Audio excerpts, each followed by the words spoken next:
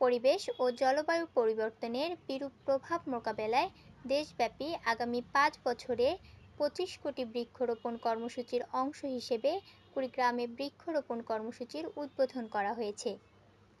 শনিবার ১৩ জুন দুপুরে বন বিভাগের অর্থায়নে কুড়িগ্রাম সদরের হলখানা ইউনিয়নের দাসেরহাট ছড়া থেকে অ্যাসিল্যান্ড আরাজি পলাশবাড়ি সংযোগ খাল বাঁধের উভয় পাশে বৃক্ষরোপণের মাধ্যমে কর্মসূচির উদ্বোধন করা হয়।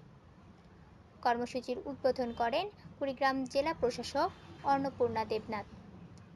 এ সময় উপস্থিত ছিলেন পুলিশ সুপার খন্দকার ফজলে রাব্বি, পিপিএম, জেলা পরিষদের প্রশাসক সোহেল হোসনাইন কায়কোবাদ, জেলা বিএনপির আহ্বায়ক মোস্তাফিজার রহমান মোস্তফা, যুগ্ম আহ্বায়ক অধ্যাপক হাসিবুর রহমান হাসিব, ভারপ্রাপ্ত বন কর্মকর্তা সাদিকুর রহমান, কুড়িগ্রাম প্রেস ক্লাবের সাধারণ সম্পাদক মাহফুজুর রহমান খন্দকার সহ বিভিন্ন সরকারি দপ্তরের কর্মকর্তা ও রাজনৈতিক ব্যক্তিবর্গ।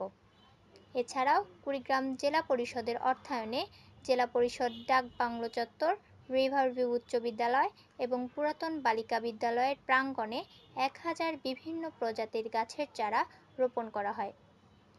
মোসাম্মদ সাইমা সুলতানা, টেক্সট রিপোর্ট, প্রথম টিভি।